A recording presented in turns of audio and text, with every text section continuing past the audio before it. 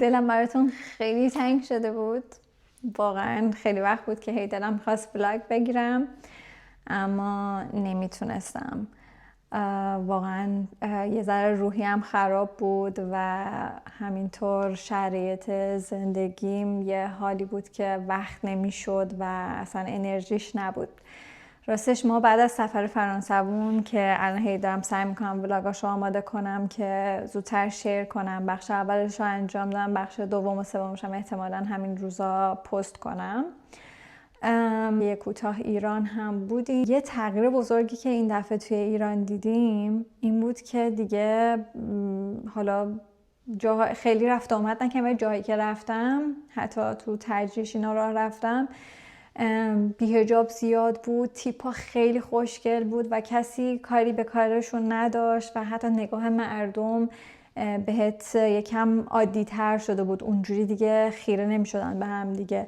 مثلا می دیدم که حتی مثلا تاپای یه ذره کوتاه تر، لباسای خیلی خوشگل، موهاشون رو درست کرده بودن دخترها قشنگ، روسری حتی دورشون نبود، بلوز شلوار بود، آستین کوتاه حتی بود، حتی مثلا دیدم که دامن و بعد مثلا یه دونه جوراب اینجور از این شیشه یا پوشیده بودن. خیلی خیلی جالب بود برام و من راستشو بخواین چون یهو این اتفاقو دیدم تو، یعنی روندش توی ایران نبودم، استرس میگرفتم وقتی بقیه رو میدیدم و خودم با اینکه اینجا اینقدر لختی میپوشم اونجا یه ذره اینجوری با ترس حتی مثلا بلوز شلوارم رو میپوشیدم. ولی خیلی جالب بود. امیدوارم که همینطوری بمونه، حتی بهتر بشه. حالا خیلی نظرها راجبش میدن که من اصلا نمیدونم، ولی امیدوارم که هرچی میشه خوب باشه برای همه مردم. که پاساژها واقعا خلوت بود، اصلا میدیدی که مردم قدرت خرید ندارن، هیچ خبری نبود. مثلا من همش میگفتم که اینو چجوری این مغازه ها هست، اصلا واقعا چه شکلی، به نظر نمیومد که فروشی داشته باشن. ولی یه سری و اکثر این مغازه ها دیگه شده بود مثل مزون، یعنی چیزای ایرانی بود دیگه، هیچ جنس خارجی به آنچنان نمیدیدی، یعنی بیشتر کارهای مزونی بود و اینا. این که تنم هستم این جلیقه‌رم از یکی از همون مزونایی که رفتیم از اون مغازه ها گرفتم. خیلی خیلی خوشم اومد به خاطر اینکه اینجوری طرح ترمه اصیل ایرانی رو داره با تجقه و دوست داشتم همیشه که یه همچین چیزی رو داشته باشم. اینجا یه وقتایی خیلی دلت میخواد چیزای اصیل ایرانی رو که اینقدر از یه فرهنگ قدیمی خیلی خوب میاد توی هنر، واقعا دوست داری انگار یه وقتایی همیشه پوز بدی. اینو دیدم خیلی خوشم اومد. حالا دامنی که پاهامه اصلا بهش نمیاد، همینجوری هم فقط روی پلیورم انداختم که چون دوست داشتم با این باشم و بهتون نشونش بدم. اسم مزونه رو نمیدونم، یادم نمیاد، ولی پیداش میکنم، اگه پیداش کنم میذارم اینجا براتون اسمشو. آره خیلی خوشگله، به خصوص این چینچینی ها. حالا به نظرم مثلا میتونم با یه دامن مشکی که از اینجا تنگ باشه بعد یهو اینجوری یه ذره، حالا خیلی نه ولی یه ذره پف بشه، یا حتی با یه جین، یه لگ یا یه شلوار پارچه‌ای، هنوز خیلی نمیدونم با چیا ستش کنم، ولی آره خیلی خوشگله، خیلی دوستش دارم. توی ایران خیلی محدود ویدیو گرفتم، اونم فقط ویدیوهایی بود که توی جمع خانواده بودیم و اینا. توی بیرون که میخواستم بگیرم یه ذره که مثلا بیام اینجا، حتی نه برای ولاگ، میخواستم به دوستام نشون بدم که آره ببینین چقدر مثلا ایران نسبت به اون چیزایی که من بهتون نشون داده بودم یا تعریف کرده بودم تغییر کرده. که توی فکر کنم پالادیوم بودیم، میخواستم ویدیو بگیرم، قشنگ دوربین واضحا خب گرفتم، به اون سم معلوم بود دارم از بقیه میگیرم. یه خانمی خیلی هم مهربون از کسی بود که اونجا کار میکرد گفتش که عزیزم نمیتونی ویدیو بگیری و اینجا همه جا دوربین هست و حتی الان من کاری نداشتم دوباره میان و به تذکر میدن و چک میکنن که پاک بکنی. منم گفتم که اوکی من نمیدونستم و دیگه ویدیو نگرفتم. خیلی جاهای دیگه هم متوجه این موضوع شدم که نمیذارن ویدیو بگیری. خب من کاملا میفهمم، به خاطر اینکه اینجا هم بهتون یه بار گفتم نباید صورت کسی رو نشون بدی. منم حوصله نداشتم بهش توضیح بدم که ببین من میخوام توی یوتیوب بذارم و یوتیوب خب میپوشونم صورت رو فوقش محو میکنم دیگه. وقتی گفت اجازه نیست دیگه نگرفتم. ولی خب دیدم خیلی اینجوری یوتیوبرای خود توی ایران هستن که الان ویدیو گرفتن گذاشتن دیگه. از روی اونا با هیجان به دوستام یکم نشون دادم، توضیح دادم، گفتم که آره یه ذره تغییرایی که حالا توی ظاهر هست.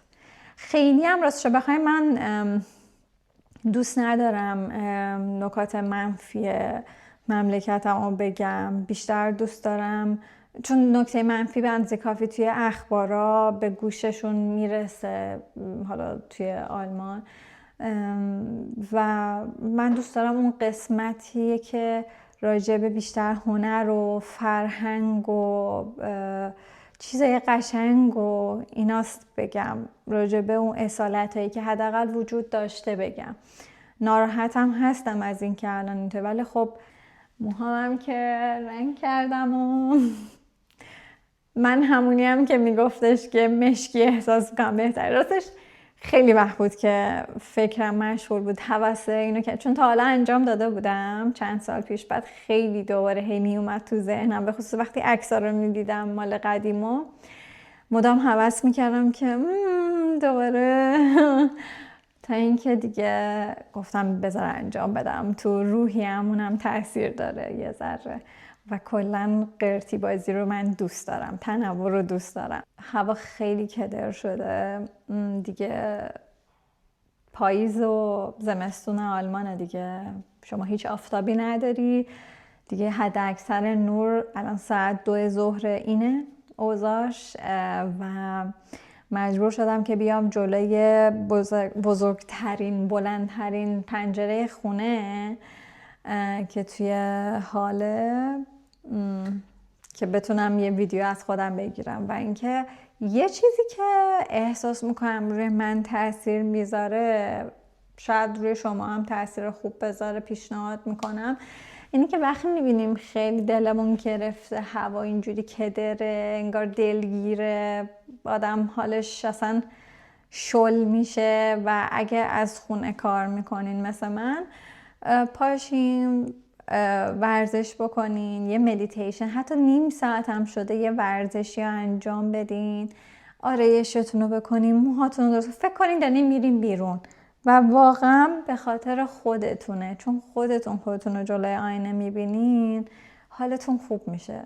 من که حداقل اینطوریم، من دوست دارم آرایش رو، دوست دارم کلا قرتی بازی رو دوست دارم برای خودم خوشگل باشم. ورزشم که میکنم دیگه یه چیز علمیه که خب ثابت شده است که هورمونای خوشحالی توی بدن ترشح میکنه و باعث میشه که خب روزت عوض شه و خوب شه. اینو ببینید، این دفعه باورتون نمیشه یه چمدون بزرگ از این کاست های وی سی آره که همش فیلم های بچگی ها و خانوادگی بود و برداشتم آوردم. یه دستگاه ویدیوی قدیمی هم از اینجا پیدا کردم از ایبی، نشستم یه فیشم گرفتم، نشستم همه رو تبدیل کردم با کیفیتی که حالا بهترین کیفیتی که میشد توی لپتاپم. یه ویدیوهایی پیدا کردم که واقعا 20 خورده سال بود که به اون خاطره ها فکر میکردم و میدونستم یه ویدیو گرفته شده. دلم میخواست که اون لحظه ها رو با اون ویدیو دوباره ببینم.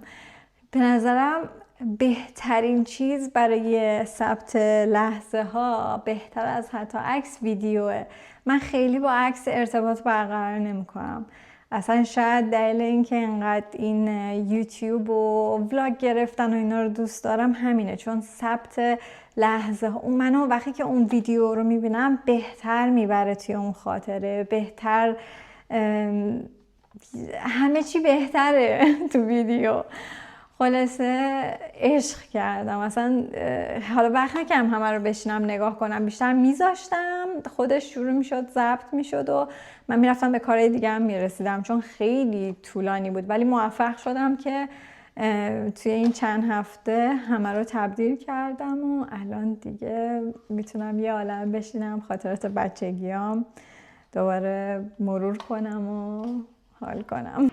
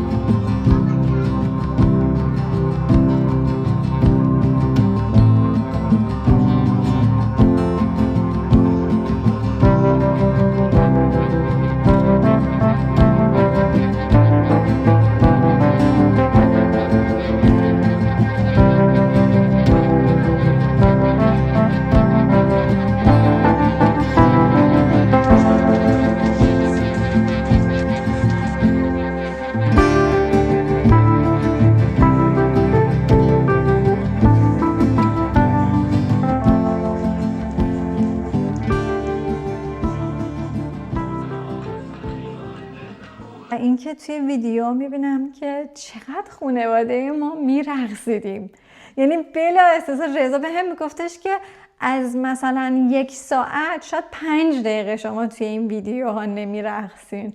کلا ما اینطوری هستیم. من فکر میکنم فرهنگ خب شیرازی هستیم ما، بختیاری هم هستیم و آبادانی هم از سمت مادر بزرگم هستیم. فکر میکنم ماها که از اون سمت ها میایم کلا خیلی دوست داریم اینجوری مجلس گرم باشه، بزنیم، برقصیم، نمیتونیم بشینیم حرف بزنیم، دوست داریم اینجوری اکت داشته باشیم.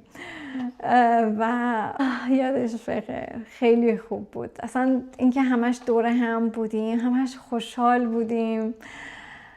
بیشترین چیزی که وقتی مهاجرت میکنی ناراحتشی همینه که دورت دیگه نمیتونه اونجوری شلوغ بشه با کسی که از بچگی باهاشون بودی یا عالم خاطرهای قشنگ مشترک باهاشون داری. درسته اینجا هم یه عالم دوست پیدا میکنی، بهت هم خیلی خوش میگذره، ولی یه جور دیگه است وقتی که با کسایی وقت میگذرونی که خب مثلا از بچگی باهاشون اونجوری بودی. خب خیلی فرق داره فکر میکنم. من 6 سالم که بود تکواندو رو شروع کردم و تا کرمند مشکی رفتم دیگه. راهنمایی بودم که دیدم بعد از کرمند مشکی توی اهواز آینده‌ای نداری و استاد من به من میگفتش که اگه بتونی مثلا خانوادت تو رو ببرن توی تهران توی مسابقاتی شرکت بکنی که اونجا برگزار میشه، اون موقع شانس میتونی داشته باشی که وارد تیم ملی بشی یا یه آینده‌ای داشته باشی حداقل توی تکواندو.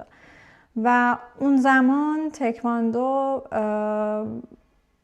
واقعا برای دخترها، چون هنوز من فکر میکنم تکواندو خانوما از بعد از اینکه خواهر هادی سایی، اسمش رو یادم رفته، خانم سایی دیگه شروع کرد و قهرمان شد اینا، تا اون موقع هنوز تکواندو برای زن توی ایران اونجور چیزی نداشت. یه روز توی مدرسه که بودیم یه خانمی به اسم مریم کوهپایی اومد و با فکر میکنم فامیل مربی ورزشمون بود، اومد توی مدرسه‌مون و گفتش که هر کی که دوست داره اسکیت رو من حرفه‌ای توی تهران تیم خودم رو دارم، تهران زندگی میکرد، اصالتا اون جایی بود و میخوام که گسترشش بدم. میرم این بر اون بر تو ایران، آموزش میدم حرفه‌ای و خودش واقعا حرفه‌ای بلد بود. اسکیت‌های خیلی حرفه‌ای که من تا حالا مثلا ندیده بودم و اینا آورده بود بهمون نشون داد. تا اون موقع همه اسکیت ها پلاستیکی و خیلی چیزی بود، اون موقع که تازه اومده بود اسکیت توی ایران. خیلی مثلا همه فقط بردن باهاش یه ذره اینجوری برن و بیان و یا مثلا این اسکیت های چهارچرخ بود و اینا. خیلی کسی حداقل توی اهواز و اینا اونجوری اسکیت بازی نمی‌کرد به اون مفهومی که اون می‌خواست اسکیت رو به ما معرفی کنه. خلاصه رفتم من و چند نفر دیگه عضو اون گروه نمایشی شدیم. پرفورمنس بهمون یاد داد که مسابقات چیز شد توی ناحیه 4 اهواز. برای اولین بار مسابقات نمایشی اسکیت رو برگزار کردیم. به چند تا تیم دیگه هم یاد داده بود. مسابقات بین ما برگزار شد.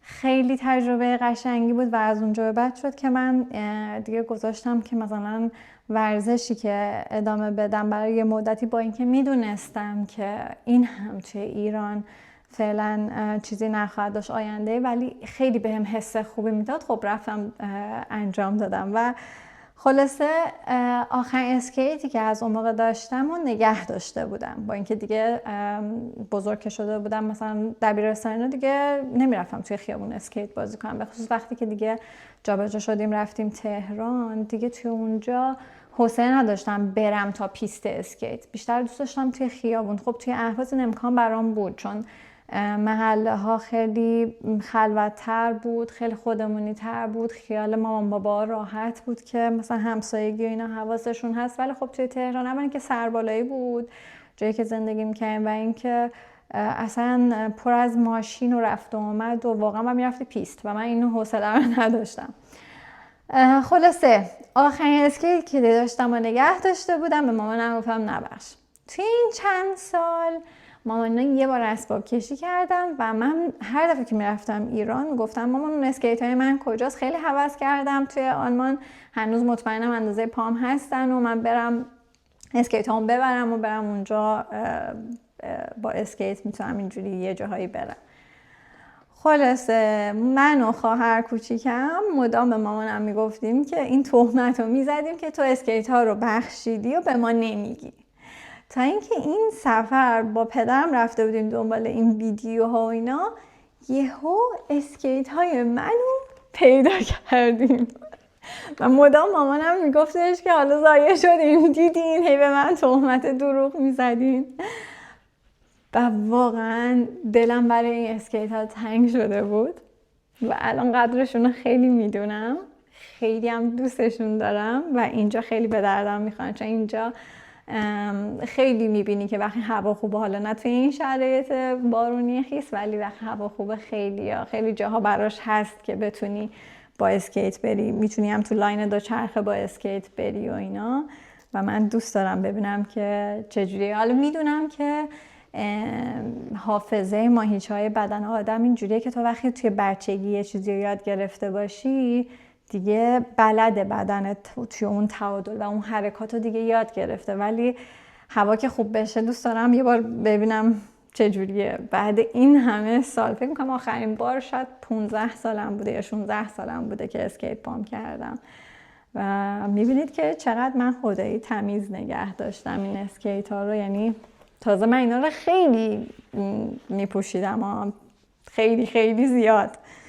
بعد اون موقع ها دیگه پررو شده بودیم. این ترمزا خب وقتی که شما میخواید دیگه سرعت و اینا بری از این ترمز استفاده نمی‌کنید. این ترمزا رو درآورده بودم موقعی که دیگه اسکیت رو برداشتم که یعنی دیگه استفاده نکنم ترمز رو گذاشتم. اسکیت وقتی که اونه که بلدن خیلی خوب میدونن که دیگه اینو در میاری ترمز و با اینجوری کج میکنی دیگه ترمز میگیری، دیگه اونجوری ترمز نمیگیری. یادش بخیر. پوشیدم، اگه خوب بود ضایع نشدم یه ویدیو هم میگیرم میذارم. امروز 6 نوامبر، هر سال این موقع من وسایل کریسمس رو در میارم و تغییر دکور میدم. درخت طبیعی من هم دوست ندارم، از اینکه هم زمین خراب میشه هم یه عالمه درخت فقط برای کریسمس استفاده میشه و بعد دور میندازنشون، میمیرن این درخت‌ها. برای همین از پلاستیکی که ریسایکل شدن درخت ساختن از این درخت‌ها خریدم و فکر میکنم این درخت‌ها الان 7 سالی هست که دارم، هر سال همین رو استفاده میکنم. قدش هم خوب بلنده، فکر کنم اگه درست یادم باشه 1.80 قدشه. میخوام بذارمش اینجا، پارسال گذاشتم خیلی خوب جا شد، منتها باید یه تیکه از این کمد و این بانده رو بردارم بذارم اون سمت. منتها اول چون اون گوشه راحت نیست اینجا درخت رو باز میکنم. خیلی هم راحته، 3 طبقه رو اینجوری میذاری روی هم، بعد دیگه باید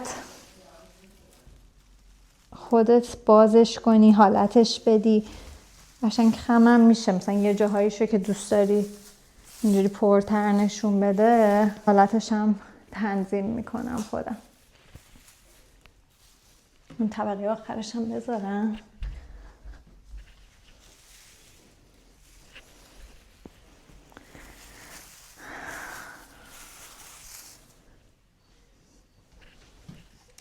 ببینید چه خوب میشه، قشنگ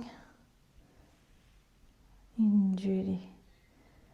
امروز از صبح ذوق اینو داشتم که زود بیام خونه، چون وسایل از صبح آورده بودم از انبار، گذاشتم توی خونه و منتظر بودم بیام و تغییر دکور بدم، وسایل کریسمس رو بچینم، درخت رو تزیین کنم. خیلی هیجان دارم. اصلا کلا از تنوع خوشم میاد، از اینکه تزیین و دکور و چیزای اینجوری خوشگلی خوشم میاد. موقعی که عید نوروز میشم همینطور، اون موقع هم خیلی دوست دارم. خیلی خوبه. توی کشوری هستم که کریسمس رو جشن میگیرن، در هر صورت خود به خود حسش میاد و این کار انجام میدی و از فرهنگ ایرانی میای، به خاطر اونم نوروز رو جشن میگیری. من کلا دوست دارم. میگم تنوع خیلی خوبه، بهونه هایی که بتونه تو روحیه آدم تاثیر مثبت بذاره، همه جا اینجوری رنگی رنگی و چراغ و خیلی دوست دارم و فکر میکنم نسبتا خوبم حوصله دارم براش. ذوق و حوصله این کارا رو کلا دارم. آره امروز رفته بودم دکتر. اینجا ماهایی که از کشورهایی میایم، یعنی ژنمون اینجوریه که آفتاب بیشتری نیاز داریم تا ویتامین دی رو بتونه بدنمون جذب بکنه. اینجا توی آلمانی که خیلی آفتاب نداره مشکل ویتامین دی پیدا میکنیم، کمبود شدید مثل من، و مجبور میشیم که هر سال به هر حال چک کنیم ببینیم به اندازه بهمون رسیده یا مثلا اون ویتامین دی که مصرف کردیم به اندازه بوده، دوزش تنظیم شده توی بدنتون. یعنی که خدا رو شکر امروز من جوابشو گرفتم و همه چی خوب بود. مثلا من اینجا باید 2 هفته یه بار، اولش باید 3 هفته پشت سر هم یه دوز بالای 20,000 تایی رو میخوردم هر روز و بعد از اون زیر نظر پزشکم دیگه فقط 2 هفته یه بار یک کپسول ویتامین دی 20,000 رو میخورم. اینجوری دیگه خیالم راحت، هر روز نباید بخورم، یادم بره یه وقت و چیزی که دکترم بهم گفت انجام بدم. حتما خیلی میدونیم بعد ویتامین دی رو حتما با یا بعد از یه غذایی که یه ذره چربی سالم داره بخورید، یا اینکه مثلا اگه خیلی غذای چرب سالم نمیخوره آدم، مثلا چه میدونم چه صبحونه گفت آووکادو باشه مثلا، یا چیزی که روغن زیتون داشته باشه. اگه اون نیست میتونی یه روغن زیتون بخوری همزمان با اینکه قرصتو مصرف میکنی اون کپسولتو. هم برای جای دیگه است، مثلا جلوی تلویزیون میذارم، روی بوفه کنار میز ناهارخوری میذارم اینجوری، بعد روی اینا هم پاپیون میذارم. حالا با هم انجام میدیم. کبام داره تاریک میشه، یه ذره هول شدم. این هم نات کرکر خونه ماست. نمیدونم میتونید یا نه، ولی فرهنگ نات کرکر، این فندق شکنا از آلمان میاد و یکی از سوغات‌های آلمانه. من اینو خیلی دوست دارم. میدونم از این جنس بهتر هست ولی هیچ وقت یعنی همیشه اینو ترجیح دادم، چون زمانی که اومدم اولین کریسمس که تو خونه خودمون جشن گرفتیم اینو خریده بودم، برای همین خیلی برام خاصه و دوستش دارم. اینا هم خواستم بهتون نشون بدم. اینا آویزای معمولی نیستن واقعا، جدا از اینکه وینتیجن و ارزشمندن، از اینکه حالا اینقدر چیزن، اون آدمی که اینا رو به من داده خیلی برام عزیزه و اینا رو ارزشمندتر کرده. صابخونه اول من موقع که اومده بودم آلمان یه خانمی بود که الان 70 خورده ای سالشه و همچنان با هم در تماسیم و رفت و آمد داریم. اون خیلی به من کمک کرد، همین که بتونم با فرهنگ اینجا خودم وقف بدم، یه عالمه چیز به هم یاد داد، چه از فرهنگ، چه زبان، چه اینکه خودم پیدا کنم زودتر و احساس تنهایی نکنم. و همینطور اولین کریسمسی که اینجا بودم من تنها بودم و اونا منو بردم با خودشون سفر. برلین خونه خواهرش بود و بهترین خاطرات منو توی سالهای اول واقعا اسمش کریستین است و دخترش ساختن که مثل خانواده واقعا به من محبت کردن. و اولین باری که میخواستم در کریسمس خودمو بذارم، کریستینه رفتم پیش کریستینه و منو برد و تمام این چیزای خیلی خیلی خوشگل، این آویزای خیلی خوشگل کریسمس رو به هم هدیه داد، هم نو و تو جعبه و میخوام یه چیزی که بهتون نشون بدم جالبه، اینا ها این سرشه. اینا مال زمان کودکی خود کریستین است و قیمتش روی جعبه هنوز هست. مال مارک بوده اون زمان واحد پول.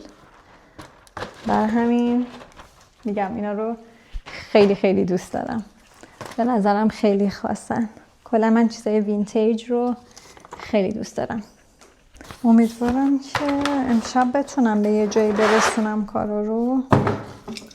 چراغ این خیلی مرحله راحتی ها، سختیش به اینه که این تو هم نپیچه، چون بلندم هست. بعد اول اون قسمت که میره تو برق رو جدا کنی مرتب، بعد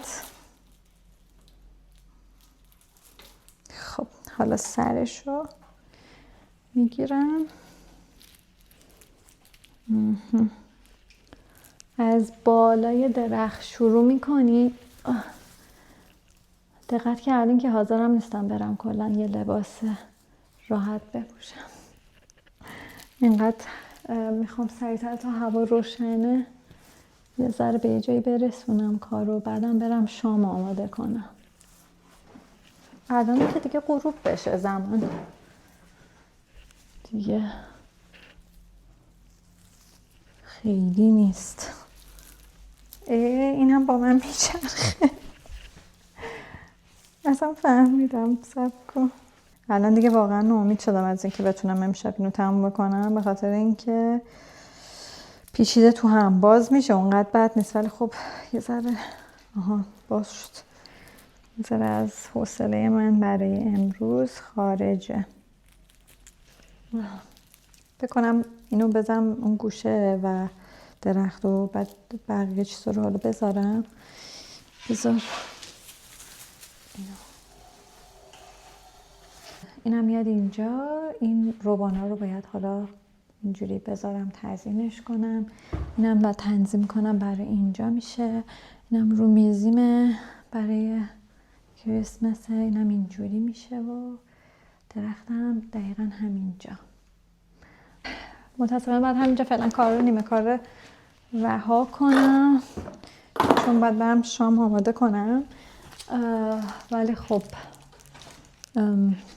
فکر کنم این روبانا رو امشب صاف کنم، چراغ و گرش رو باز کنم و بذارم دورش و این باکس باند و اینا رو بذارم پایین، آماده کنم که فردا با هم دیگه آویزا رو بذاریم و درخت و تزیینش رو کامل کنیم.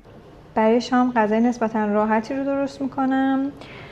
مرغ با سس خامه و لیمو، کنارش هم پوره سیب زمینی که من مرغم اول سینه مرغ میذارم آب پز میشه بدون اینکه بهش نمک بزنم، با دمای ملایم. فقط یه کوچولو ادویه‌ای که دوست دارم رو زدم، زردچوبه، ادویه جنوب با فلفل سیاه. وقتی که کامل آماده شد سس خامه رو آماده میکنم. سس خامه هم اینطوریه که من خامه آشپزی که خیلی رقیق‌تر از خامه صبحانه است رو استفاده میکنم. میذارم خیلی ملایم، دمای حرارت ملایم، جوش نه ولی داغ بشه. بعد لیموهای تازه که لایه لایه برش دادم و میندازم توش. وقتی که داغ شد اون موقع مرغا رو میندازم توش، در بسته میذارم یه ذره مزه ها با هم قاطی بشه و نمکش هم میزنم. پوره سیب زمینی من همیشه سیب زمینی رو قبل از اینکه آب پز کنم پوست میگیرم، نمک میزنم، میذارم میپزه و بعد که از آب در آوردم خواستم پوره رو درست کنم، خیلی کم، حالا میتونین یکم بیشتر اگه دوست دارید، ولی خیلی کم من کره میزنم. اینجوری بهتر اون حالت پوره خیلی بهتر میشه، خوشمزه تر هم میشه، خب به خاطر چربی کره. ولی اگه نباشم هیچ مشکلی پیش نمیاد دیگه. نمک و یه کوچولو فلفل سیاه. ما که این غذا رو خیلی دوست داریم. شما اگر امتحان نکردین امتحان کنیم، من فکر کنم خوشتون میاد. خب در نتیجه این شکلی میشه. شاممون آماده است. دیشب بعد از اینکه شام آماده کردم خیلی حوصله نداشتم، فقط دیگه یعنی روبانا و اینا رو آخر صاف نکردم، فقط گره این چراغ رو باز کردم و امروز صبح کامل پیچیدم دور درخت. الانم دیگه آمادم که اینا رو وصل کنم. حالا همینجور اینقدر درخت اینجوری لخ لخ نمیمونه. وقتی که اول که خب پر میکنم با آویز، ولی همونجوری که گفتم اینا رو هی حالت که بدی باز کنی اونجوری که دلت میخواد، تونی هی درخت رو پرتر کنی. حالا چشم خورد به این آویزه. اینم یکی از دوستای صمیم میدونه که من خیلی آویز دوست دارم و اینا، برام اینو خودش دستگاهشو داره، روی این اسم من و رضا رو پرینت کرده و اینا رو هم فکر میکنم برای اینم قلب برامون تزیین کرده. خب اول از بالای درخت شروع میکنم که یه ذره آویزای کوچیک‌تره، بعد یه جا رو شلوغ نمیکنم به خاطر اینکه ممکنه چشم روی آویزی نخوره تا آخرش، بعد بگم اینو میخواستم اینجا بذارم چند باره نشه کارا. اول همه رو میذارم جلوی چشمم، همه آویزا رو رنگای مختلف قاطی کنم. من دوست دارم رنگی رنگی باشه. خب آویز کوچیکا رو نمیدونم کجا گذاشتم.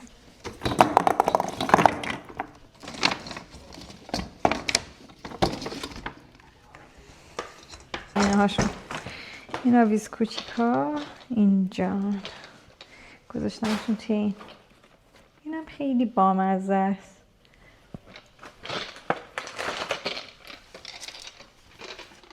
خب اولین آویز صورتی، یکی از رنگ‌های مورد علاقه من. همه رنگ‌ها رو دوست دارم، برای همین اصلا تزیین درختم دوست دارم رنگی رنگی باشه. اینا هم که براتون نشون دادم که کریستینه بهم داده، خیلی دوستشون دارم. نمیدونم درست نشون دادم بهتون یا نه. هم دارن این مال از کالکشن روزنتال گرفتم که چیزای کریسمسی شو داره. بعد مال سال 2018 شه. اینا وقتی که قدیمی تر میشن باز ارزششون هم میره بالاتر. خیلی چیزای تک اینجوری هم دارم که مثلا یه سفر رفتیم از پراگم اینو گرفتم. اینم خیلی دوست دارم. اینم گلوکه توش چیز کردم که اینم میذارم آخر برای اینکه میترسم بخورم به درخت اینا بشکنن. سرامیکی هم بعد چون تک دارم واقعا حساسن. خب اینجا دیگه کادوها. اینم یه دونه از این خرسا.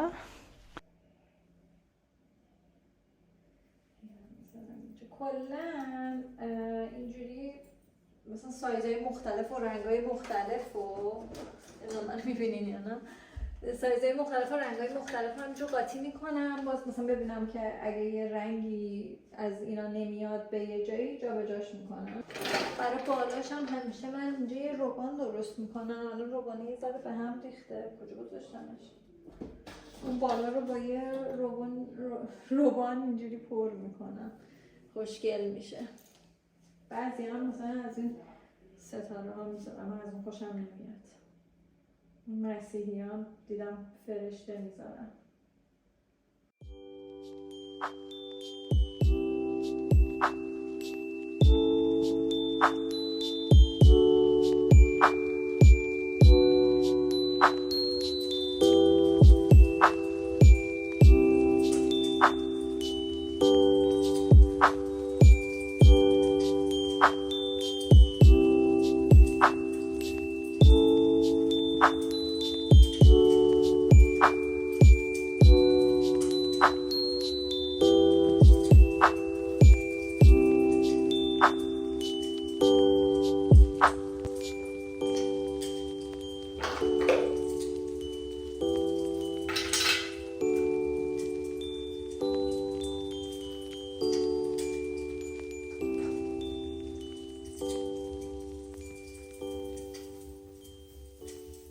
که دکور درخت تموم شد. حالا برای زیرش کاغذ کادوی جدید گرفتم با طرح کریسمسی که یکم پرتر کنم، اما دیگه دکور درخت تموم شده.